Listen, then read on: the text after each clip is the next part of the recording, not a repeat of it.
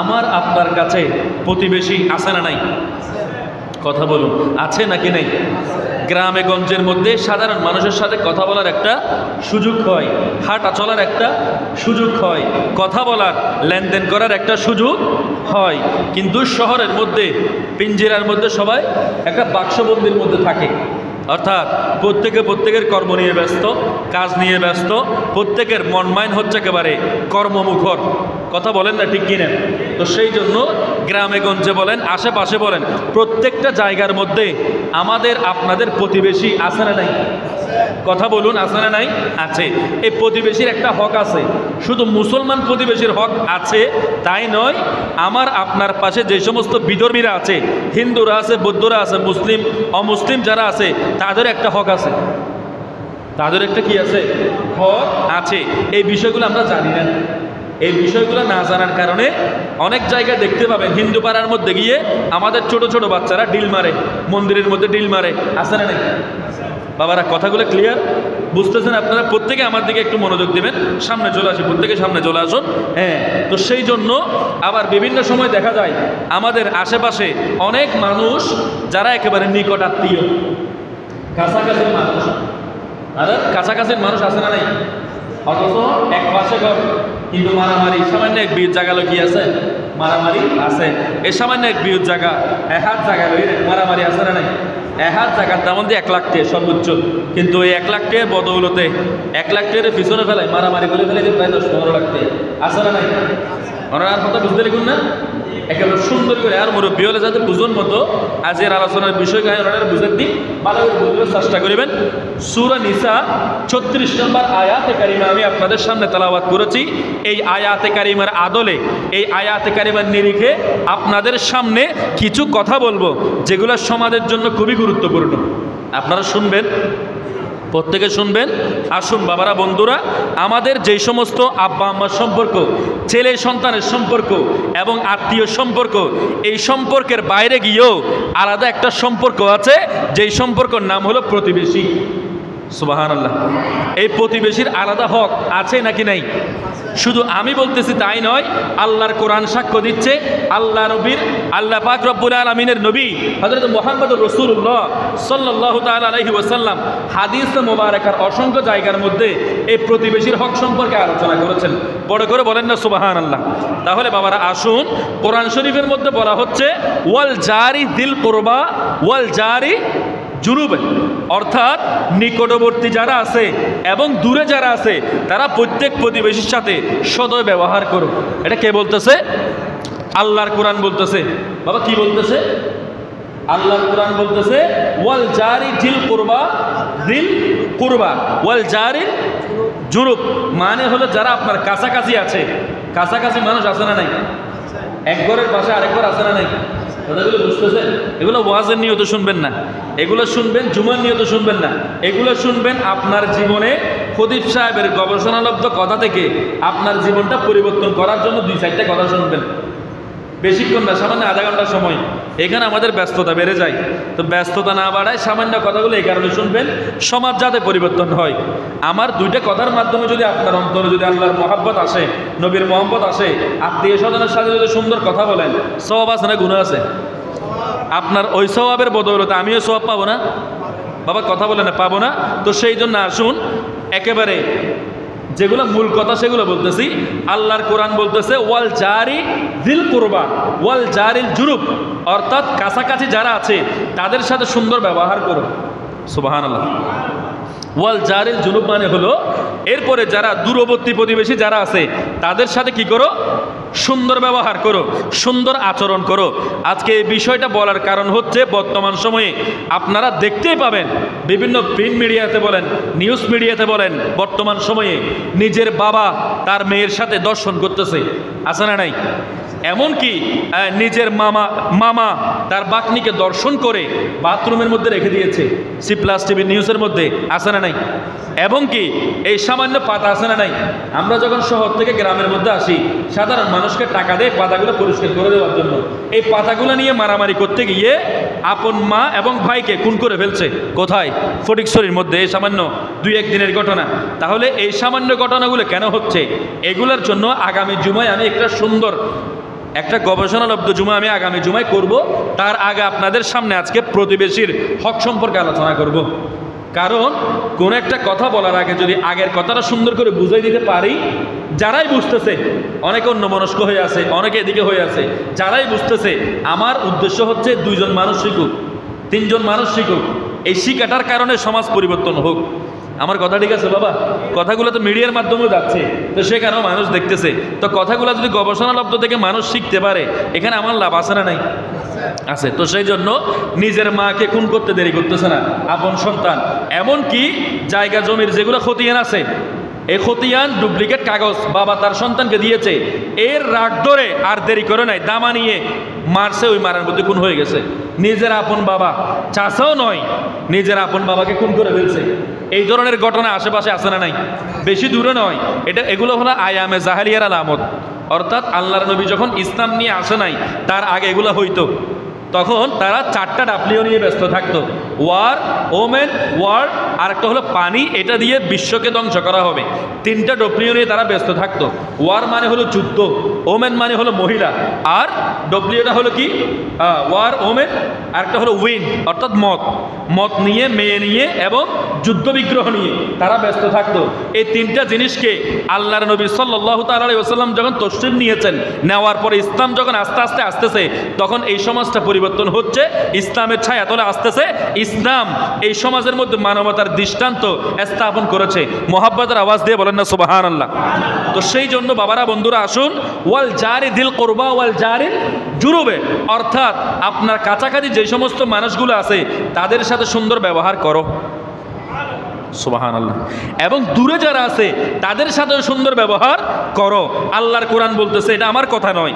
এরপরে এখন কাছাকাছি কারা আছে, আমার প্রতিবেশী কারা, এর প্রশ্নের উত্তর যদি আমি আপনি খুঁজতে যাই, আমার যেটা বাসস্থান আছে, ওই বাসস্থানের নিকটে অবস্থানকৃত যারা আছে তাদেরকেই প্রতিবেশী বলা হয়। সুবহানাল্লাহ। এই প্রতিবেশী কাদেরকে বলা হয়? ইমাম জুহুরি রাদিয়াল্লাহু তাআলা আনহু উনি বর্ণনা করতেছেন, 40 গজের মধ্যে যারা আছে, অর্থাৎ 40 গজের মধ্যে যারা আছে তারাই হলো আমার আপনার প্রতিবেশী। সুবহানাল্লাহ। 40 গজ বুঝেন তো আপনারা? হ্যাঁ, 40 গজের আশেপাশে যারা আছে তারাই হলো আমার আপনার প্রতিবেশী। সুবহানাল্লাহ। এরপরে এখন আসি বিপদে আপদে বলেন, অনুষ্ঠানের মধ্যে বলেন, মানুষ মারা গেছে, জানাজার মধ্যে আত্মীয় স্বজন আগে নাকি পাড়া প্রতিবেশী আগে? হ্যাঁ, আত্মীয় স্বজন আগে মনে হয়। হ্যাঁ, কথাগুলো বুঝবেন আপনারা। মনে করেন আপনি অসুস্থ হয়ে গেছেন, আপনার জ্বর আসছে, অথবা কোনো একটা ঘরের মধ্যে কোনো একটা সমস্যা হয়ে গেছে, আগুন ধরে গেছে, আপনার আত্মীয় একটা আছে মনে করেন চাদরে সমোহনী, আরেকটা আছে মনে করেন কোথায় চন্দনাইশ, আরেকটা আছে বাঁশখালী, আরেকটা আছে নোয়াখালী। তারা আস্তে আস্তে আপনাকে মাশাআল্লাহ এখানে ছাই হয়ে যাবেন না আপনি? যদি আগুন ধরে আপনি ছাই হয়ে যাবেন না? তাহলে সর্বপ্রথম আমার আপনার জন্য হকদার কারা? বড় করে বলেন। যারা বলতেছেন না তারা কি হকদার বুঝেন না? আমার আপনার জন্য সর্বপ্রথম হকদার হচ্ছে প্রতিবেশী। এই প্রতিবেশীর 3টা হক আছে বাবা। কয়টা? 3টা। আবারও বলতেছি, প্রতিবেশী কাদেরকে বলা হয় ভালো করে মাথার মধ্যে সেভ করে নেবেন। প্রতিবেশী বলা হয় তাদেরকে, আমার আপনার আশেপাশে যারা আছে তারা হলো আমার আপনার প্রতিবেশী। ইমাম জুহরি রহমাতুল্লাহ বলতেছেন, 40 গজের মধ্যে যারা অবস্থান করে, আমি যেখানে থাকি আপনি যেখানে থাকেন ওই বাসস্থানের আশেপাশে 40 গজের মধ্যে যারা অবস্থান করে তাদেরকেই প্রতিবেশী বলা হয়। এই প্রতিবেশী 3 প্রকার বাবা। কয় প্রকার? 3 প্রকার। 1 নাম্বার হচ্ছে অনাত্মীয় অমুসলিম প্রতিবেশী, অর্থাৎ আপনার আশেপাশে ভিন্ন ধর্মের মানুষ আছে না নাই? হিন্দু ধর্মের মানুষ, খ্রিস্টান ধর্মের মানুষ আছে নাকি নাই? কথা বলুন না, আছে নাকি নাই? আছে। তারা আপনার আত্মীয় নয়, আপনার ধর্মেরও নয়। অর্থাৎ আপনি মুসলমান ধর্মের, তারা অন্য ধর্মের। তারা আপনার আত্মীয় নয়, আপনার মুসলমান ধর্মেরও নয়। তারা একটা হক পাবে আপনার। হ্যাঁ, কয়টা হক পাবে? একটা হক। মাসালাগুলো বুঝে নেবেন কিন্তু। আপনার পার্শ্ববর্তী হওয়াতে, আপনার কাছাকাছি হওয়াতে তারা আপনার থেকে একটা হক পায় বাবা। কয়টা হক? মানে আবার জায়গা সম্পত্তি নয়। কি হক সেটাও আমি বলতেছি, ভালো করে বুঝবেন। যারা আপনার আত্মীয় স্বজন নয়, আপনার ধর্মেরও নয়, বিধর্মী যারা আছে তারা আপনার থেকে একটা হক পায়, সেটা হলো পার্শ্ববর্তী হওয়াতে, 1 নাম্বার। 2 নম্বরে হচ্ছে যারা অনাত্মীয় কিন্তু মুসলমান, অর্থাৎ আপনার সাথে আত্মীয় স্বজন নয়, আশেপাশে থাকে, আপনার আত্মীয় নয় কিন্তু আপনার প্রতিবেশী, আপনার ধর্মের সাথেও তার ধর্মের মিল আছে, এরকম আছে না নাই? আমার আপনার ঘরের, মনে করেন আপনার ঘর যেখানে আছে এই ঘর থেকে ওই ঘরে যাইতে একটা সময় লাগে না?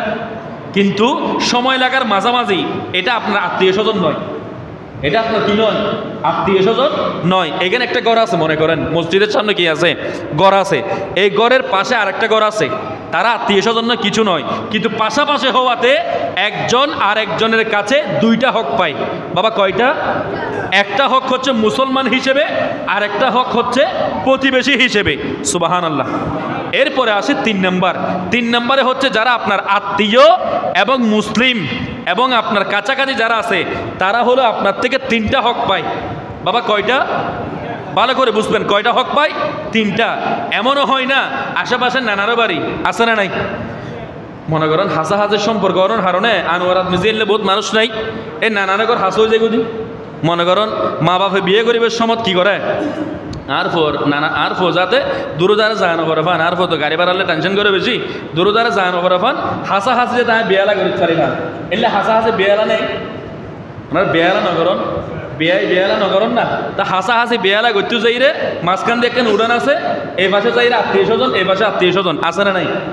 হতা না হর মানুষ শোনে ইকে নাই ফেললার হাসাহাসি বিয়ে ওনারা নগরণ গরণ না? হ্যাঁ, হাসাহাসি বিয়ে গরিবের ক্ষেত্রে যাই রে অনরার বিয়ের আত্মীয় সম্পর্ক গিয়ে গই অথবা নানা নানির সম্পর্ক গিয়ে গই। এই ক্ষেত্রে আপনার আমার কাছে, অর্থাৎ আপনার কাছে উনি, উনার কাছে আপনি, 3টা হক পাই। বাবা কয়টা? 3টা হক পাই। 1 নম্বরে হক হচ্ছে আত্মীয়তার কারণে, সুবহানাল্লাহ।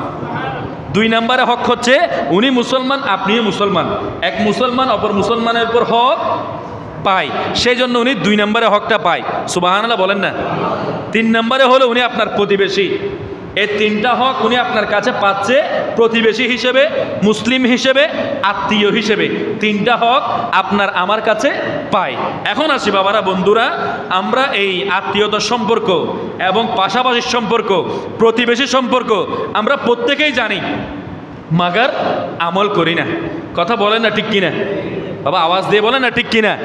একটা 15 নামাজ, একটা 30-এ জামাত হবে, এটা আমরা অনেকেই জানি, কিন্তু আমাদের সমাজে এমন কিছু মানুষ আছে যারা হলো আসলে গাত্তেরা। কিছু মনে করবেন না আপনারা, অনেকের অভ্যাস হয়ে গেছে সেটা, যে হুজুর ওয়াজ শেষ করবে, শেষ করা আগে 3 মিনিট সময় হাতে রাখবো, 2 মিনিটের মধ্যে আমি এমার্জেন্সি উজু করে ফেলবো, এই 3 মিনিটের মধ্যে আল্লাহু আকবার বলে নিয়ত বাঁধিয়ে ফেলবো। এরকম মানুষ আছে না নাই? এটা হলো অভ্যাস হয়ে গেছে। কিন্তু মানুষ চাইলে শুক্রবার একটা দিন মানুষ চাইলে মসজিদত আগা গাইড না পারে, ফারানা না পারে, বিয়ের বারে মিজে মিষ্টি লো যাবে লাই 3 ঘন্টা আগে যাইরা মিষ্টির দোকানত বইতা হয়, আছে না নাই? হতা না হয়, আছে না নাই?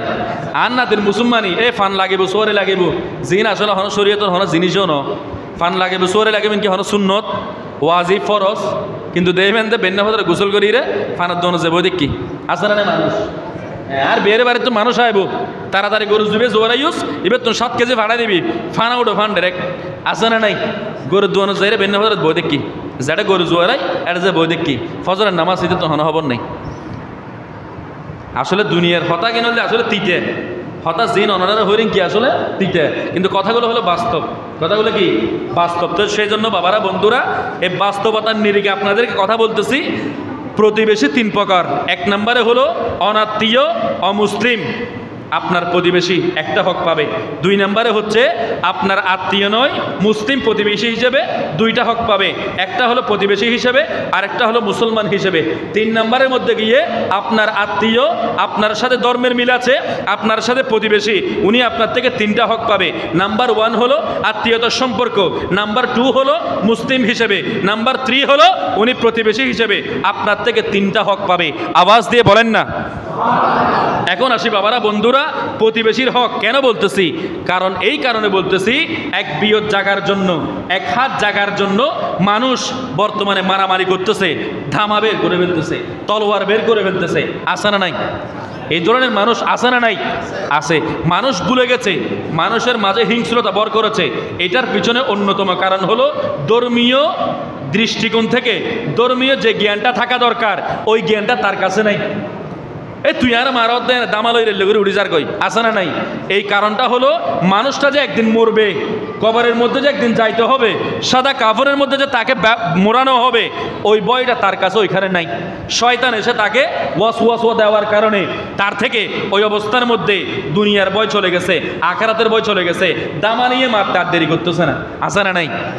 তাহলে এইগুলো যদি না হয়, নিজের আপন মাকে কোনোদিন খুন করতো? কথা বলে না, খুন করতো? নিজের যেই সন্তানকে মায়ের রেহেম থেকে জন্ম দিয়েছে দুনিয়ার জমিনে, এই পুরো পৃথিবীটা যেই মা দেখিয়েছে, ওই মাকে গলা টিপে হত্যা করে ফেলতেছে, ওই মাকে জবে করে দিচ্ছে, ওই মাকে সামান্য কিছু টাকার কারণে, সামান্য কিছু এই যে আপনার সসম্পত্তি ভোগ করার ক্ষেত্রে গিয়ে বড় সন্তানকে বেশি দিছস, মেজো সন্তানকে বেশি দিছস, ছোট সন্তানকে কম দিছ, এই কম দেওয়ার জের ধরে মেরে ফেলতেছে, আছে না নাই? কথা বলেন না, আছে না নাই? তাহলে বাবারা, বন্ধুরা, একজন পুরুষ সব সময় নারীর কাছে যেতে হবে। কিভাবে যেতে হবে? স্ত্রী হিসেবেও যেতে হবে, মা হিসেবেও যেতে হবে। আপনি যখন সারাদিন কাজকর্ম করবেন, করার পরে যখন ঘরের মধ্যে আসবেন, আপনার বউ আপনার কাছে গিয়ে মায়ের নামে, বোনের নামে, ভাইয়ের নামে, দেবরার নামে একেবারে এক বস্তা পরিমাণ নালিশ আপনার কাছে করেছে। আপনি যখন মুখ ধুয়ে ভাত খেতে যাবেন, ওই অবস্থার মধ্যে আপনার মা আপনার বউয়ের জন্য এক বস্তা পরিমাণ, একেবারে এরকম ডায়েরি পরিমাণ, ডিকশনারি পরিমাণ আপনার কাছে নালিশ করেছে, আছে না নাই? এই সব কিছু হ্যান্ডেল করার জন্য আপনার কাছে যেটা প্রয়োজন সেটা হচ্ছে ধৈর্য এবং ইসলামিক জ্ঞান। সুবহানাল্লাহ। কথা বলেন না, ঠিক কিনা? এগুলো সমাজের মধ্যে ঘটতেছে, ওই কথাগুলো বলতেছি। আগামী জুমআটা ইনশাআল্লাহ খুবই গুরুত্বপূর্ণভাবে আপনাদের কাছে বলবো। এই বর্তমান সময় এগুলো কেন হচ্ছে, এগুলোর অভাব, এগুলোর প্রভাব আসলে কি, এগুলো আগামী জুমায় আলোচনা করব। আজকে আলোচনা করতেছি প্রতিবেশীর হক নিয়ে।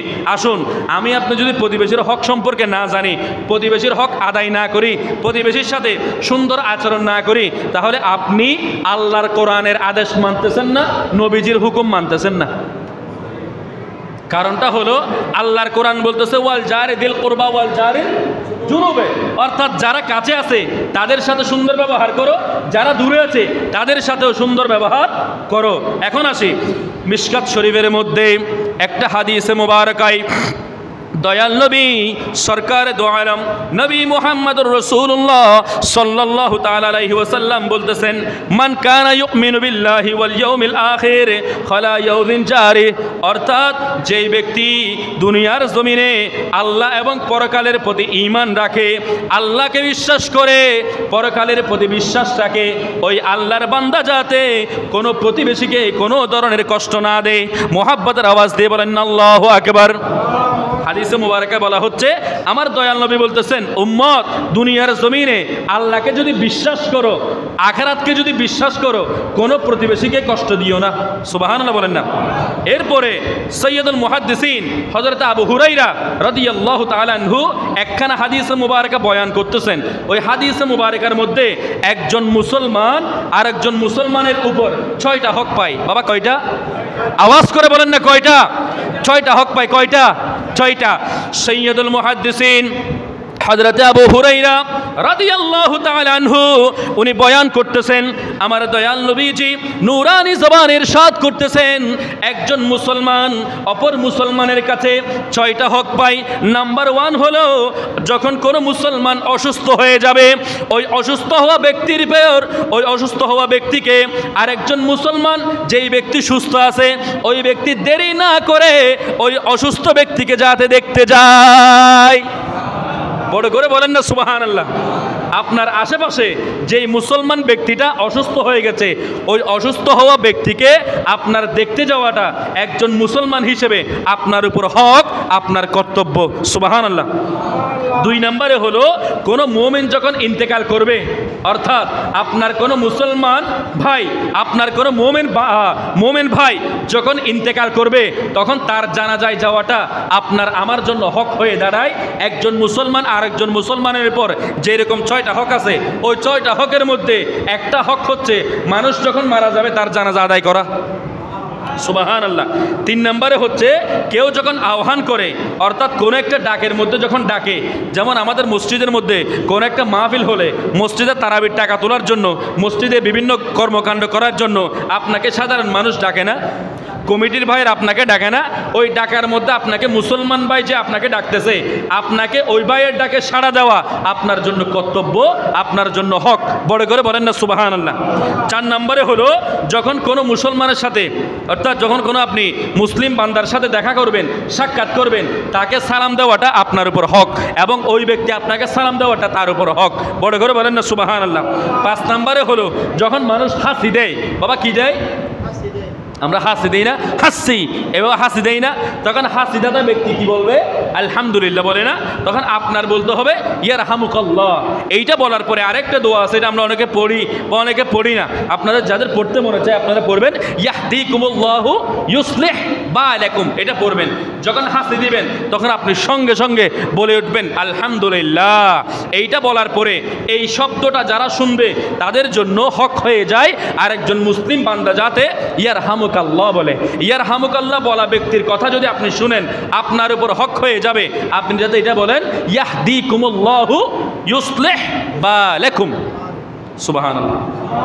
এরপরে হলো 6 নম্বরে হলো উপস্থিত অনুপস্থিত সকল মুমিনের জন্য কল্যাণ কামনা করা, দোয়া করা। বড় করে বলেন না সুবহানাল্লাহ। তাহলে বাবারা বন্ধুরা আসুন, এই যে আপনাদেরকে যে কথাটা বলছি সেটা হলো একজন মুসলমান আরেকজন মুসলমানের উপর হক কয়টা? আওয়াজ করে বলেন কয়টা? এদিক থেকে আওয়াজ আসবে কয়টা? এদিক থেকে বড় করে বলেন কয়টা? 6টা হক। এই 6টা হক যদি আমি আপনি আদায় করি, একজন প্রতিবেশীর উপর আরেকজন প্রতিবেশী জুলুম করবে, বড় করে বলেন না, জুলুম করবে, মারামারি করবে, থানায় গিয়ে মামলা করবে, কোনোদিন করবে? গালাগালি করবে, সামান্য জায়গার জন্য পাতার জন্য কোনোদিন মারামারি করবে? কথা বলেন না, করবে? করবে না। তাহলে এই 6টা হক আমার আপনার জেনে রাখা অবশ্যই অবশ্যই ফরজ। সুবহানাল্লাহ। তাহলে বাবারা আসুন, এরপরে তিরমিজি শরীফের একটা হাদিস মুবারাকা যেটি মিশকাত শরীফের মধ্যে এসেছে, ওই হাদিস মুবারাকার মধ্যে বলা হচ্ছে আল্লাহ পাক রব্বুল আলামিনের নিকট ওই প্রতিবেশী সবচাইতে উত্তম যে নিজের প্রতিবেশীর কাছে উত্তম। সুবহানাল্লাহর আওয়াজ ডাইরেক্ট নাই দিবাস। অর্থাৎ আপনি আল্লাহর কাছে তখনই সবচাইতে বেশি আপন হতে পারবেন যখন আপনার প্রতিবেশীর কাছে আপনি আপন হতে পারবেন। কারণ আপনি বাইরে অনেক সাধু বেশভূষা, অনেক সুন্দর, অনেক ভালো লেকচার বা অনেক কিছু আপনার শান শৌকত আছে, ইজ্জত আছে, অনেক কিছু আছে। আপনার আমল নামা জানবে কারা? আপনার যেগুলা আশেপাশে আত্মীয় স্বজন আছে। আপনি টাকা কামানোর ক্ষেত্রে হালাল করে কামাইছেন নাকি বিভিন্ন অসাধু করে কামাইছেন? আপনি বিভিন্ন ওই যে 2 নম্বর ব্যবসা করে টাকা কামাইছেন নাকি বিভিন্ন জায়গা থেকে গিয়ে আপনি ওই বিভিন্ন মানুষের সাথে ডাকাত চুরি করে আপনি টাকা কামাইছেন? এটা সর্বপ্রথম জানবে আপনার যারা প্রতিবেশী আছে, আপনার ঘরের মধ্যে যারা আছে তারাই আপনার খবরটা জানবে। কথা বলেন না ঠিক কিনা? সেই জন্য বলা হচ্ছে মিশকাত শরীফের হাদিসে মুবারাকার মধ্যে বলা হচ্ছে আপনি আল্লাহর কাছে তখনই গভীর এবং নিকটতম প্রতিবেশী হতে পারবেন যখন আপনি আপনার প্রতিবেশীর কাছে উত্তম হতে পারবেন। বড় করে বলেন না সুবহানাল্লাহ। কারণ আপনার আমলনামা, আপনার প্রত্যেকটা কিছু আপনার আশেপাশের মানুষ জানে। কথা বলেন না ঠিক কিনা? তো সেই জন্য বাবারা বন্ধুরা আসুন, আমার দয়াল নবীজিও হাদিসে মুবারাকার মধ্যে বলে দিয়েছেন আহসিন মুজাওয়ারাতাম মান জাওয়ারাকা তাকুন মুসলিমান। অর্থাৎ তুমি যদি পাড়া প্রতিবেশীর হক যথাযথভাবে আদায় করো তবে সত্যিকার মুসলমান হতে পারবে। বড় করে বলেন না সুবহানাল্লাহ। অর্থাৎ আপনি যদি প্রতিবেশীর হক ঠিকমতো আদায় না করেন, প্রতিবেশীর হক কয়টা? আওয়াজ করে বলেন না কয়টা? আরো জবান করে বলেন কয়টা? আমার মুখে মুখে বলেন, বলেন প্রতিবেশীর হক। বড় করে বলেন না প্রতিবেশীর হক। আরো বড় করে বলেন প্রতিবেশীর হক 3টা। এই 3টা হক যদি আমি আপনি জানি, আমি আপনি যদি মানি, একটা হলো জানা আর একটা হলো মানা। জানার পরে এই যে আপনারা খতিব সাহেবের বয়ান শুনতেছেন, জানতেছেন, কিন্তু মানাটা হলো আপনাদের উপর। কথা বলেন না ঠিক কিনা?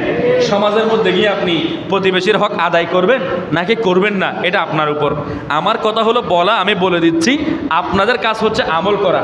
আপনারা কি করবেন? আমল করবেন। এখন আসি আপনাদেরকে গুরুত্বপূর্ণ 3টা হাদিস মুবারাকা বলে আমার আলোচনা আমি ইতি টানবো। আসুন বাবারা, বন্ধুরা, যেটা বলতেছিলাম, হযরত আনাস বিন মালিক রাদিয়াল্লাহু তাআলা আনহু থেকে বর্ণিত, তিনি বলতেছেন নবী করিম সাল্লাল্লাহু তাআলা আলাইহি ওয়াসাল্লাম ইরশাদ করতেছেন, লা ইয়াদখুলুল জান্নাতা মান লা ইয়ামানু জারাহু বাওয়াইকা। অর্থাৎ আমার দয়াল নবীজি বলতেছেন, কত সুন্দর করে বলতেছেন, যখন জান্নাতে যাওয়ার জন্য লিস্টি করা হবে, জান্নাতে যাওয়ার জন্য তালিকা করা হবে, ওই তালিকার মধ্য থেকে জান্নাতি ব্যক্তি জান্নাতি তালিকা থেকে বাদ পড়ে যাবে প্রথম দফার মধ্যে। ইয়া রাসূলুল্লাহ, ইয়া হাবিবাল্লাহ, জান্নাতি তালিকার মধ্যে ওই ব্যক্তির নাম আসলো, কিন্তু ওই ব্যক্তি জান্নাতি তালিকা থেকে প্রথম দফায় কেন নাম কেটে যাবে? আমার দয়াল নবী বলতেছেন, সেই ব্যক্তি প্রথম দফায় বেহেশতে প্রবেশ করবে না, অর্থাৎ প্রথম অবস্থার মধ্যে জান্নাতের মধ্যে প্রবেশ করবে না। ইয়া রাসূলুল্লাহ, কোন প্রতিবেশী? আমার দয়াল নবী বলতেছেন, যেই প্রতিবেশী আরেকজনকে কষ্ট দিয়েছে, যেই প্রতিবেশী, যেই মানুষটা আরেকজনকে কষ্ট দিয়েছে, যেই মানুষের কারণে তার প্রতিবেশী সুন্দর করে ঘুমাতে পারে নাই, যেই মানুষের কারণে তার আশেপাশের মানুষ চুরি ডাকাতির ভয়ে ছিল, যেই মানুষের কারণে, যেই মানুষের মুখের ব্যবহার এতই বেশি খারাপ ছিল, এতই বেশি খারাপ ছিল, তার প্রভাব, তার প্রতাপ এতই বেশি খারাপ ছিল, আশেপাশের মানুষ ঘুমাতে পারে নাই, আশেপাশের মানুষ নিরাপদে ঘুম যেতে পারে নাই, কিন্তু মানুষটা নামাজ পড়েছে, হজ করেছে, রোজা রেখেছে, যাকাত দিয়েছে, পরিপূর্ণ মুমিন হয়েছে, কিন্তু ওই আল্লাহর বান্দা বেহেশতের মধ্যে প্রবেশ করতে পারবে না। কখন পারবে না? প্রথম দফায় বেহেশতের মধ্যে প্রবেশ করতে পারবে না। কারণ কি? ইয়া রাসূলুল্লাহ, কারণটা একটু বলে দেন না। আমার দয়াল নবী বলতেছেন, সে নামাজ পড়েছে ঠিক, মানুষকে কষ্ট দিয়েছে, নামাজ পড়েছে ঠিক, হজ করেছে ঠিক, যাকাত দিয়েছে ঠিক, মসজিদে টাকা দিয়েছে ঠিক, সবগুলা ঠিক আছে, কিন্তু আশেপাশের মানুষের সাথে গালাগালি করত, আশেপাশের মানুষের সাথে খারাপ ব্যবহার করত, সামান্য এক বিয়ত জায়গার জন্য ওই মানুষকে বিভিন্ন ধরনের খারাপ খারাপ ব্যবহার করত, এমনকি গুন্ডা বাড়া করে, সন্ত্রাস বাড়া করে ওই মানুষটাকে বিভিন্ন ধরনের হুমকি দিত। ওই মানুষটা সর্বপ্রথম জান্নাতের মধ্যে প্রবেশ করা থেকে বিরত হয়ে যাবে, তার নামটা আল্লাহ পাক রব্বুল আলামিন কেটে দিবেন। আল্লাহু আকবার বলেন না? তাহলে সব ইবাদত বندگی করেছেন ঠিক, কিন্তু জান্নাতে যাওয়ার ক্ষেত্রে আপনার নামটা কেটে দেওয়া হবে প্রতিবেশীর হক যদি সুন্দর করে আদায় করতে না পারেন। আমাদের প্রতিবেশীতে এমনও দেখা যায়, টাকার গরম, এলমের গরম, এমনও দেখা যায় মানুষ যদি সালাম দেয় ওই সালামটাও ভালো করে নেয় না, আছে না নাই? আসসালামু আলাইকুম রাহমাতুল্লাহ, মানে দেহির ন দেহবানো কি ইমাম সাহেব, খতিব সাহেব, মুয়াজ্জিন সাহেব যখন অনেক সালাম দেয়, বহুত বড় বড় ফসল আছে দেয়, এটা দেহির গুস্তর গরম, টিয়ার গরম এবং এলমর গরম, এটা দেহির ন দেহবান হইতে হয়। চশমা একটা লাগাই দিতে মনে করেন, চশমা জিয়ান লাগায়, ইয়ানোর প্রায় ডুপ্লিকেট দুইয়ান লাগাইতে, লাগানোর পরে আর সুগনও দেখে। বাবারা, বন্ধুরা, এগুলো যদিও বা আমি আপনাদেরকে কড়া ভাষায় বলতেছি, এগুলো কোরআন এবং হাদিস থেকে বর্তমান সমাজের সাথে মিলিয়ে মিলিয়ে আপনাদেরকে বলতেছি। কথাগুলো আপনারা বুঝতেছেন? বুঝতেছেন? আপনাকে যখন কোন একজন আল্লাহর বান্দা সালাম দিবে, আপনার উপর কর্তব্য হয়ে যাবে, আপনার উপর ওয়াজিব হয়ে যাবে ওই মানুষটা সালামের জবাব দেওয়া, ওই মানুষটা সালামের জবাব দেওয়া আপনার উপর অবশ্যই অবশ্যই কর্তব্য হয়ে পড়বে। কথা বলেন না ঠিক কিনা? আওয়াজ দিয়ে বলেন না ঠিক কিনা? এরপরে আসুন, প্রতিবেশীর হক, মানুষের ভালো মন্দ বিচার করবে আপনার প্রতিবেশী। সুবহানাল্লাহ। কোর্টের মধ্যে, আদালতের মধ্যে, থানার মধ্যে আপনার ভালোমন্দগুলো বিচার করা হবে পরে। সর্বপ্রথম আপনার সার্টিফিকেট দিবে আপনার এলাকাবাসী, আপনার প্রতিবেশী। কথা বলেন না ঠিক কিনা? সেই জন্য বাবারা, বন্ধুরা, এলাকার মধ্যে চেয়ারম্যান, মেম্বার, এমপি সাহেব যখন উনি থাকে, ওই অবস্থার মধ্যে উনার সার্টিফিকেট দেওয়ার জন্য সর্বপ্রথম এলাকার মানুষও দিতে পারবে। কথা বলেন না ঠিক কিনা? কাউকে বলতেছি না। অর্থাৎ উনি তো সংসদের মধ্যে যখন যাবে, তখন উনি সংসদের মধ্যে সংসদ সদস্য, গাড়ির মধ্যে যাবে, আশেপাশে পুলিশ থাকবে, আশেপাশে মানুষ থাকবে, রাষ্ট্রীয় প্রোটোকল ওনার কাছে থাকবে। উনি তখন ওই অবস্থার মধ্যে 4 তরিকার ইমাম, উনি অনেক বড় একটা বুজুর্গ, কিন্তু ওনার সম্পূর্ণ আমলনামা জানবে কোথায়? এলাকার মধ্যে। কথা বলেন না ঠিক কিনা? তো সেই জন্য বাবারা, বন্ধুরা, আমার দয়াল নবীজির কাছে একজন ব্যক্তি গিয়ে জিজ্ঞেস করতেছেন, ইয়া রাসূলুল্লাহ, ইয়া হাবিবাল্লাহ, আমি যে সব চাইতে ভালো সেটা আমি কিভাবে জানবো? ওই অবস্থার মধ্যে আমার দয়াল নবী বলতেছেন, তোমার প্রতিবেশী যখন বলবে তোমার কাজগুলো ভালো, তুমি ভালো চরিত্রের অধিকারী, তখন বুঝতে পারবে তোমার সব কিছু ভালো, তুমি ওই অবস্থার মধ্যে ভালো। আর যখন বুঝতে পারবে তোমার প্রতিবেশী তোমাকে খারাপ বলতেছে, ওই অবস্থার মধ্যে বুঝে নিবে তুমি এখনো খারাপের মধ্যে আসো, এখনো মন্দের মধ্যে আসো, এখনো খারাপ অবস্থার মধ্যে তুমি ডুবে আছো। তাড়াতাড়ি করে তুমি ভালো হয়ে যাও। বড় করে বলেন না সুবহানাল্লাহ। এরপরে আসি আপনাদেরকে এই হাদিস মুবারাকাটা বলে আমার আলোচনা আমি টানতেছি। সৈয়দুল মুহাদ্দিসিন হযরতে আবু হুরায়রা রাদিয়াল্লাহু তাআলা আনহু এই হাদিস মুবারাকা বয়ান করেছেন। আল্লাহর নবী সাল্লাল্লাহু তাআলা আলাইহি ওয়াসাল্লামের কাছে একজন ব্যক্তি গিয়ে বলতেছেন, ইয়া রাসূলুল্লাহ, ইয়া হাবিবাল্লাহ, এলাকার মধ্যে ওই জায়গার মধ্যে একজন মহিলার বিষয়ে সব জায়গার মধ্যে এই খবরটা আছে, এই বিষয়টা জানাজানি আছে। আপনারা ভালো করে বুঝবেন, এলাকার মধ্যে যখন কোনো একটা ভালো ডাক্তার থাকে, আপনারা যদি তার কাছে ট্রিটমেন্ট নেন, তখন তার সুনাম আশেপাশে হয় না? বাবা কথা বলেন না, আশেপাশে হয় না? হয়ে যায়।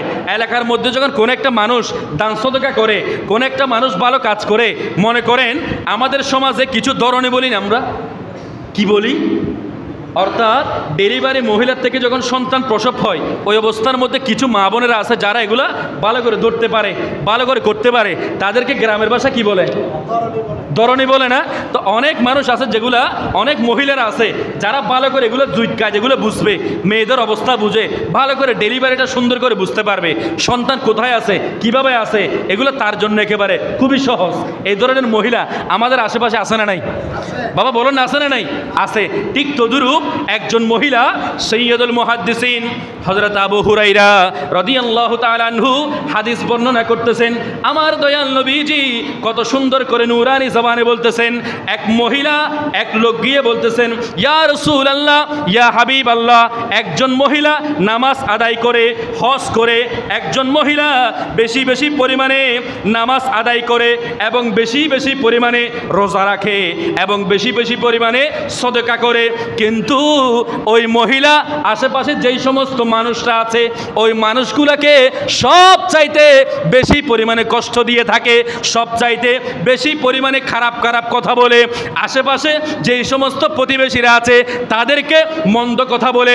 এই কথাটা বলার পরে আল্লাহর নবী সরকারে দো আলম নবী মুহাম্মদুর রাসূলুল্লাহ সাল্লাল্লাহু তাআলা আলাইহি ওয়াসাল্লাম বলতেছেন, হিয়া ফিন্নার, হিয়া ফিন্নার, হিয়া ফিন্নার। চিৎকার দিয়ে বলেন না নাউযুবিল্লাহ।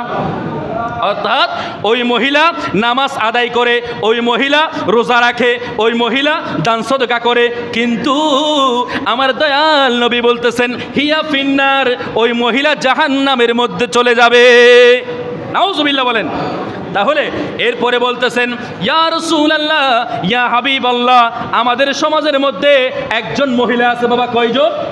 একজন মহিলা এমন আছে যেই মহিলা নামাজ কম পড়ে, রোজা কম রাখে, কিন্তু পনির পরিমাণে সদকা করে।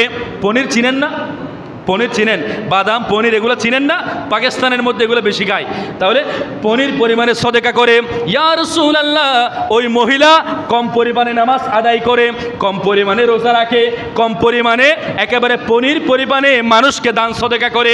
ইয়া রাসূলুল্লাহ, কিন্তু ওই মহিলা আশেপাশে যেই সমস্ত মানুষরা আছে, আশেপাশে যেই সমস্ত প্রতিবেশীরা আছে, ওই প্রতিবেশীদের সাথে সব চাইতে সুন্দর করে করে কথা বলে, সব চাইতে সুন্দর করে করে কথা বলার কারণে আশেপাশের মানুষরা তাকে সব চাইতে বেশি পরিমাণে ভালো বলে। আমার দয়াল নবীজি নূরানি জবানে ইরশাদ করতেছেন, হিয়া ফিল জান্নাহ, হিয়া ফিল জান্নাহ, হিয়া ফিল জান্নাহ।